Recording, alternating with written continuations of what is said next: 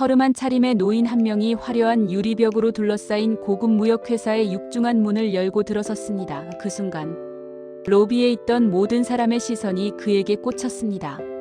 차가운 멸시와 무시가 가득한 공기 속에서 모두가 그를 외면했죠. 하지만 단 한 사람 수빈만은 달랐습니다. 그녀는 그때까지만 해도 전혀 알지 못했습니다. 이 초라한 노인이 자신의 인생 전체를 송두리째 바꿔놓을 거대한 운명의 시험대라는 사실을 말입니다. 그리고 그날 그녀가 보여준 아주 작은 선택 하나가 냉혈한 CEO의 마음을 돌리고 거대한 회사 전체를 뒤흔들며 결국 세상 모든 것을 바꾸어 놓을 거라는 사실 또한 그녀는 짐작조차 할 수 없었습니다. 강남 한복판에 우뚝 솟아오른 52층 높이의 눈부신 유리 건물, 이곳은 대한민국 경제의 중심이라 불리는 대한무역의 본사입니다. 로비에 들어서는 순간 마치 다른 차원의 세상에 온 것 같은 착각이 들 정도로 압도적인 분위기를 자랑하는 곳이죠. 바닥에는 최고급 이태리산 대리석이 깔려 있어 사람들의 발소리조차 고급스럽게 울려 퍼지고, 천장에는 수만 개의 크리스털이 박힌 샹들리에가 눈부신 빛을 쏟아내고 있었습니다. 정갈한 정장을 입은 엘리트들이 서류 가방을 든 채 바쁘게 발걸음을 옮기는 이곳은 철저하게 자본과 권력의 논리로 움직이는 냉정한 성역이었습니다. 그런데 바로 그때였습니다. 낡아서 밑창이 다 떨어진 운동화를 신고 군데군데 흙먼지가 묻은 구겨진 작업복 차림의 노인 한 명이 회전문을 천천히 밀며 안으로 들어왔습니다. 소란스러웠던 로비가 순식간에 정적에 휩싸였습니다. 사람들은 마치 보지 말아야 할 오물이라도 본 듯 인상을 찌푸리며 노인에게서 멀어지기 시작했습니다. 여기저기서 수군거리는 날카로운 소리들이 화살처럼 날아와 노인에게 박혔습니다. 저런 사람이 대체 여기가 어디라고 감히 들어오는 거야? 경비원들은 도대체 입구에서 뭘 하고 있었던 거지? 냄새라도 나면 어쩌려고 저래? 사람들의 비아냥거림에도 노인은 아랑곳하지 않고 천천히 안내 데스크를 향해 한 걸음씩 내디뎠습니다. 오랜 세월의 무게를 이기지 못한 듯 노인의 허리는 기역자로 굽어 있었고, 거칠게 패인 얼굴의 주름 사이사이에는 고단한 삶의 흔적이 역력했습니다. 노인이 안내 데스크 앞에 멈춰 서자 그곳에 앉아있던 젊은 여직원 진아가 노골적으로 불쾌한 기색을 드러내며 쏘아붙였습니다. 저기요 할아버지, 여기는 아무나 함부로 들어올 수 있는 곳이 아니거든요. 용건 없으시면 얼른 나가주세요. 진아의 목소리에는 상대에 대한 일말의 존중도 담겨있지 않았습니다. 그때 옆자리에서 묵묵히 서류를 정리하던 수빈이 자리에서 일어났습니다. 그녀는 다른 직원들과는 전혀 다른 눈빛으로 노인을 바라보았습니다. 수빈은 노인에게 다가가 따뜻한 미소를 지으며 부드럽게 말을 건넸습니다. 어르신, 날씨가 많이 추운데 안으로 잘 오셨습니다. 혹시 무엇을 도와드리면 좋을까요? 수빈의 상냥한 태도에 당황한 진아가 그녀의 옷소매를 다급하게 잡아당기며 낮은 목소리로 속삭였습니다. 야 수빈아, 너 지금 제정신이야? 뭐하는 거야? 저런 사람 상대해주지 말고 얼른 내보내야지. 괜히 위에서 보기라도 하면 우리만 혼나. 하지만 수빈은 단호하게 고개를 저었습니다. 진아야, 이분도 우리 회사를 찾아오신 귀한 손님이시잖아. 수빈은 다시 노인에게 시선을 맞췄습니다. 노인은 깊고 그윽한 눈동자로 수빈을 한참 동안 올려다보았습니다. 그 눈빛 안에는 단순히 초라한 겉모습으로는 설명할 수 없는 무언가 깊고 묵직한 힘이 담겨있는 듯했습니다. 노인이 입을 열어 나지막하게 말했습니다. 아가씨, 내가 여기 사장님을 좀 꼭 만나고 싶은데 가능하겠나? 그 말을 듣자마자 진아가 비웃음을 터뜨렸습니다. 할아버지, 지금 농담하세요? 사장님을 만나겠다고요? 여기가 무슨 동네 구멍가게인 줄 아세요? 예약은 하셨나요? 당연히 안 하셨겠죠. 노인은 쑥스러운 듯 머리를 극적이며 고개를 저었습니다. 아니, 예약 같은 건 할 줄 몰라서 그냥 꼭 전해줄 말이 있어서 왔네. 진아는 이제 대화할 가치조차 없다는 듯 손사래를 쳤습니다. 안 돼요. 절대 안 됩니다. 사장님은 1분 1초가 아까운 바쁘신 분이에요. 예약 없이는 누구도 못 만납니다. 그러니까 더 힘 빼지 마시고 그냥 돌아가세요. 하지만 수빈의 생각은 달랐습니다. 어르신 먼 길 오셨는데 그냥 가시게 할 순 없죠. 잠시만 저기 의자에서 기다려주시겠어요? 제가 비서실에 한번 여쭤보겠습니다. 수빈은 진심 어린 마음으로 내선 전화를 들어 비서실로 연결을 시도했습니다. 주변에 있던 직원들이 이 광경을 보고 수군거리기 시작했습니다. 쟤 진짜 미친 거 아냐? 저런 노숙자 같은 사람 때문에 사장실에 전화를 한다고 미쳤네 미쳤어. 수빈은 자신을 향한 비난 섞인 시선들에 아랑곳하지 않았습니다. 그녀의 마음속에는 오직 한 가지 원칙뿐이었습니다. 사람의 가치는 겉모습이나 지위로 결정되는 것이 아니라는 사실이었죠. 그녀에게 사람은 그저 존중받아야 마땅한 사람일 뿐이었습니다. 바로 그 시각 건물의 가장 높은 곳인 52층 사장실 거대한 원목. 책상 앞에 앉아있던 민수가 결제 서류를 잠시 내려놓았습니다. 50대 중반의 나이에도 흐트러짐 없는 회색빛 정장과 날카로운 눈빛은 그가 지난 20년간 이 거대 기업을 어떻게 이끌어왔는지를 단적으로 보여주고 있었습니다. 그때 비서가 조심스럽게 문을 열고 들어왔습니다. 사장님 아래층 안내 데스크에서 연락이 왔습니다. 노인 한 분이 사장님을 꼭 뵙고 싶다며 로비에서 기다리고 계신다고 합니다. 민수가 미간을 찌푸리며 물었습니다. 노인이라니. 대체 누구길래 그러는 거야? 비서도 당황한 듯 대답했습니다. 성함은 밝히지 않으셨고 아주 허름한 작업복 차림이시라고 합니다. 직원들은 다 돌려보내려 했지만 수빈이라는 직원이 간곡하게 부탁을 해서 보고 드립니다. 민수는 잠시 깊은 생각에 잠겼습니다. 평소 같았으면 당장 쫓아내라고 화를 냈을 테지만 왠지 모를 기묘한 이끌림이 느껴졌습니다. 민수는 창밖의 화려한 도시 전경을 내다보며 혼잣말처럼 내뱉었습니다. 올라오라고 해 비서의 눈이 휘둥그레졌습니다. 얘 정말 그분을 사장실로 모실까요? 민수는 대답 대신 고개를 끄덕였습니다. 비서가 나간 뒤 민수의 눈빛에는 복잡하고 미묘한 감정의 파동이 스쳐 지나갔습니다. 5분 후 사장실의 묵직한 문이 열리고 아까 그 노인이 천천히 걸어 들어왔습니다. 민수는 자리에 앉아있지 않고 정중하게 일어나 노인을 맞이했습니다. 어르신 대체 저를 무슨 일로 찾으신 겁니까?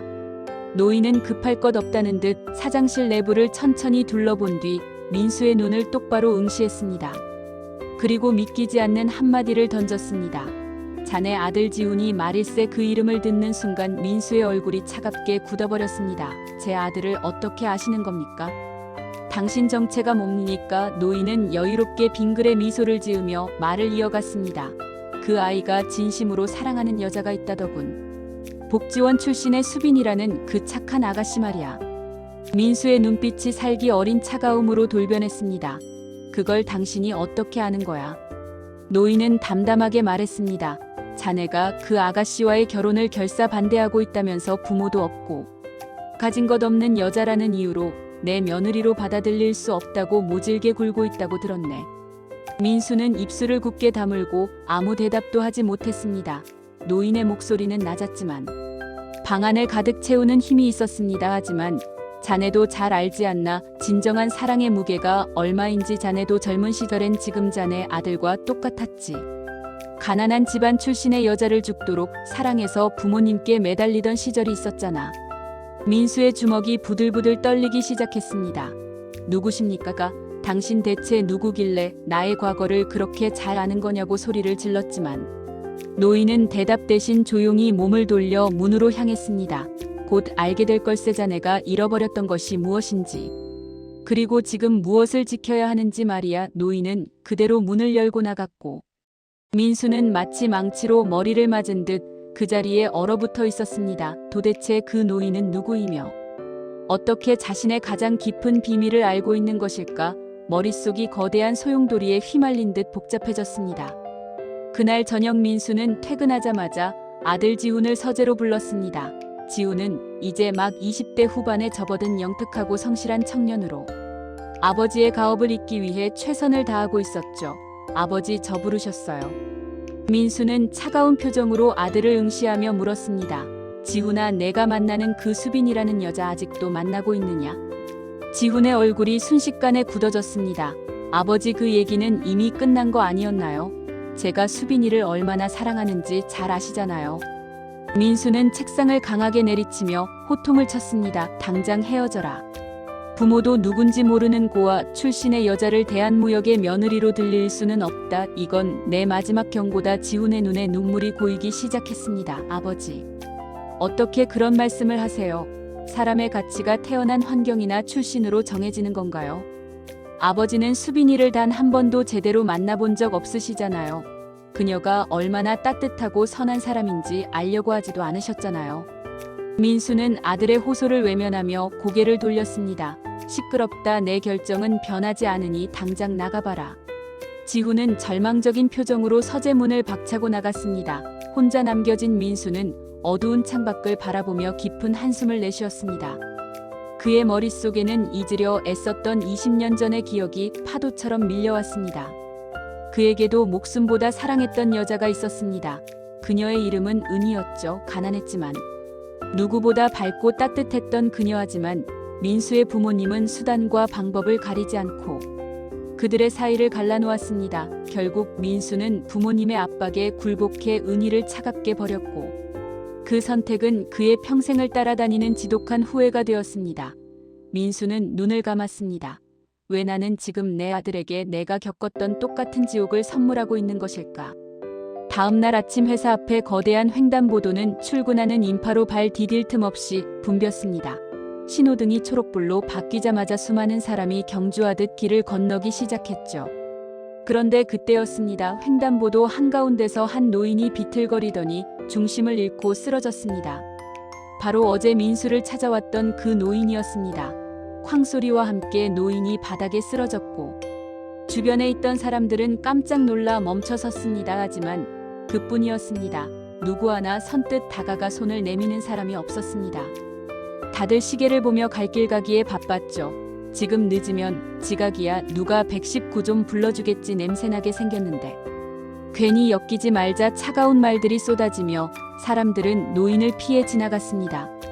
그때 인파를 헤치고 한 여자가 달려왔습니다. 바로 수빈이었습니다.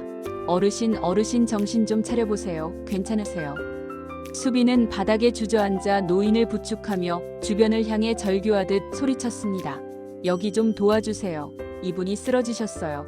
제발 119 좀 불러주세요. 하지만 출근길의 시민들은 그녀의 외침을 못 들은 척 지나치기만 했습니다. 수빈은 망설임 없이 자신의 비싼 외투를 벗어 노인의 몸에 덮어주었습니다. 어르신 조금만 더 견디세요. 제가 곁에 있을게요. 금방 구급차가 올 거예요. 노인이 가늘게 눈을 뜨며 속삭였습니다. 아가씨 고맙네. 정말 고마워. 수빈은 노인의 거친 손을 두 손으로 꼭 잡았습니다. 아닙니다. 어르신 걱정하지 마세요. 바로 그 순간 이 모든 광경을 멀리서 지켜보고 있던 한 남자가 있었습니다. 출근 중이던 민수였습니다. 그는 차 안에서 수빈의 행동을 하나하나 놓치지 않고 지켜보았습니다. 자신의 옷이 더러워지는 줄도 모르고 차가운 바닥에 무릎을 꿇은 채 노인을 간호하는 수빈의 모습. 그녀의 진심 어린 눈물과 따뜻한 표정을 보며 민수의 가슴 속 무언가가 뜨겁게 요동치기 시작했습니다. 그것은 20년 전 자신이 지키지 못했던 은희의 모습과 너무나도 닮아 있었습니다. 구급차가 도착하고 수빈이 노인과 함께 구급차에 올라타는 모습까지 지켜본 민수는 무언가 큰 결심을 한 듯 고개를 깊게 끄덕였습니다. 사무실로 돌아온 민수는 즉시 비서를 호출했습니다. 지금 당장 우리 회사 기획팀의 수빈이라는 직원에 대해 모든 것을 조사해서 가져와. 30분 후 비서가 상세한 보고서를 들고 나타났습니다. 수빈 씨는 현재 기획팀 대리로 근무 중입니다. 복지원 출신이지만 학창시절 내내 장학생을 놓치지 않았고 입사 후에도 성실함과 뛰어난 업무 능력으로 동료들 사이에서 평판이 매우 자자합니다. 민수가 보고서를 읽어내려가는 동안 비서가 조심스럽게 덧붙였습니다. 그런데 사장님, 한 가지 말씀드리기. 곤란한 문제가 확인되었습니다. 민수가 날카로운 눈빛으로 물었습니다. 문제가 무엇인가? 수빈 씨가 현재 거래처와의 계약 실패 건으로 부당한 누명을 쓰고 사직 권고를 받은 상태라고 합니다.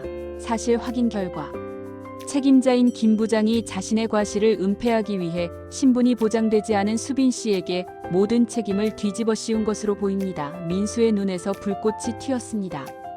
당장 모든 증거를 수집하고 김 부장을 내 방으로 불러들여. 그 시각 기획팀 회의실에서는 김 부장이 수빈을 몰아세우고 있었습니다. 수빈 대리, 이번 프로젝트 무산된 거 전부 내 책임인 거 알지? 내가 자료를 엉망으로 만들어서 우리 회사가 입은 손실이 얼마인 줄 알아? 수빈은 억울함에 몸을 떨며 대답했습니다. 부장님. 그 자료는 부장님께서 최종 결제하신 내용 그대로였습니다. 제가 지시하신 대로 수정까지 다 마친 건데요. 김 부장은 책상을 쾅 치며 소리를 질렀습니다. 증거 있어. 그 자료들은 이미 내가 다 폐기 처분했어. 이제 내가 아무리 떠들어봤자 믿어줄 사람 아무도 없다는 뜻이야. 내일까지 사표 쓰고 조용히 나가. 안 그러면 업계에 소문내서 다신발도 못 붙이게 할 테니까. 회의실 문이 부서질 듯 닫히고 수빈은 자리에 주저앉아 참았던 눈물을 터뜨렸습니다. 왜 세상은 나처럼 힘없는 사람에게만 이토록 가혹한 걸까? 아무리 정직하게 살려고 해도 결국 돈과 권력 앞에서는 무력해질 수밖에 없는 걸까? 그때 회의실 문이 다시 열리며 지훈이 뛰어들어왔습니다. 수빈아 괜찮아. 지훈은 울고 있는 수빈을 품에 꼭 안아주었습니다. 오빠. 나 이제 어떻게 내가 하지도 않은 일 때문에 회사를 나가야 한대. 지훈은 수빈의 등을 토닥이며 굳은 의지를 보였습니다. 걱정하지 마 수빈아, 내가 아버지께 말씀드려서 모든 진실을 밝힐 거야. 넌 혼자가 아니야. 다음 날 아침 민수의 사장실에는 긴장감이 감돌았습니다. 모든 비리를 확인한 민수는 김 부장을 불러들였습니다. 사장님 부르셨습니까? 김 부장은 아무것도 모른 채 비굴한 웃음을 지으며 들어왔습니다. 민수는 책상 위에 서류 뭉치를 내던졌습니다. 수빈 대리에게 누명을 씌운 건에 대해 설명해봐. 김 부장의 얼굴이 순식간에 흑빛으로 변했습니다. 사장님, 그게 무슨 말씀이신지. 저는 그저 회사 손실을 막으려고. 민수가 말을 가로챘습니다. 모든 메신저 기록과 폐기했다던 원본 자료 다 독구했어. 당신 같은 인간이 우리 회사를 좀먹게 내버려 둘 순 없지. 오늘부로 해고야. 당장 짐 싸서 나가. 김 부장은 바닥에 무릎을 꿇고 빌었지만 민수의 단호함을 꺾을 수는 없었습니다. 김 부장이 경비원들에게 끌려나간 뒤 민수는 곧장 기획팀으로 내려갔습니다. 갑작스러운 사장님의 방문에 전 직원이 일어나 허리를 숙였습니다. 민수는 떨고 있는 수빈 앞으로 다가갔습니다. 수빈 대리, 잠시 내 사무실로 올라오지. 수빈은 심장이 터질 것 같은 긴장감을 느끼며 사장실로 향했습니다. 이제 정말 끝이구나 생각하며 고개를 숙이고 앉은 수빈에게 민수가 뜻밖의 말을 건넸습니다. 수빈 씨, 미안합니다. 수빈이 놀라 고개를 들자 민수가 진심 어린 사과의 말을 이어갔습니다. 김 부장 건은 모두 해결되었습니다. 당신의 결백함은 증명되었고 오히려 회사에 큰 기여를 한 점이 인정되어 과장으로 특진시킬 예정입니다. 그리고 무엇보다 내가 당신의 출신을 이유로 당신이라는 사람의 가치를 멋대로 판단했던 점, 진심으로 사과하고 싶습니다. 어제 횡단보도에서 노인을 돕던 당신의 모습을 보며 나는 내가 20년 동안 잃어버리고 살았던 인간의 가장 소중한 가치를 보았습니다. 수빈의 눈에서 뜨거운 눈물이 쏟아졌습니다. 민수는 자리에서 일어나 수빈의 손을 따뜻하게 잡았습니다. 지훈이 같은 녀석 곁에 당신 같은 사람이 있어줘서 참 고맙습니다. 우리 아들을 잘 부탁합니다. 모든 오해가 풀리고 행복만 남은 것 같던 그 순간 민수의 휴대폰이 요란하게 울렸습니다. 사장님, 큰일 났습니다. 주거래 은행에서 갑자기 우리 회사의 대출금을 전액 회수하겠다고 통보해 왔습니다. 내일까지 500억을 상환하지 못하면 부도가 날 위기입니다. 민수는 충격에 휩싸여 주저앉았습니다.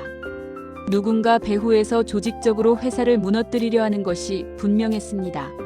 그때 수빈이 민수의 곁으로 다가와 단호하게 말했습니다. 아버님, 제가 해결해 보겠습니다. 저를 믿어주세요. 수빈은 그날 밤을 세워가며 은행의 주주구조와 배후 세력을 추적하기 시작했습니다. 그리고 새벽 무렵 놀라운 사실을 발견했습니다. 이 모든 음모의 배후에는 국내 최대 재벌인 대성그룹이 있었습니다. 3년 전 대한무역이 대성그룹의 중국 진출을 도왔던 자료를 찾아낸 수빈은 즉시 대성그룹의 강태수 회장을 직접 찾아갔습니다. 로비 경비원들의 제지를 뚫고 수빈은 당당하게 외쳤습니다. 대한무역의 민수 사장이 보낸 사람입니다. 3년 전 중국 진출 당시의 은혜를 잊으신 겁니까? 그 기백에 눌린 강태수 회장은 결국 수빈을 독대했습니다. 수빈은 강태수 회장 앞에서 한치의 물러섬도 없이 협상을 주도했습니다. 회장님, 비즈니스에는 은혜가 없다는 것 잘 압니다. 하지만 상생의 이익은 존재하죠. 저희가 보유한 동남아시아 유통망의 지분, 20%를 양도하겠습니다. 대신 지금 즉시 은행에 연락해 대출 회수를 중단시켜 주십시오. 강태수 회장은 수빈의 영리함과 대담함에 감탄하며 호탕하게 웃었습니다. 민수 그 친구가 정말 보물을 얻었군. 좋아. 조건은 수락하지. 회사는 위기를 넘겼고 수빈은 대한무역을 구한 영웅이 되었습니다. 하지만 이야기는 여기서 끝이 아니었습니다.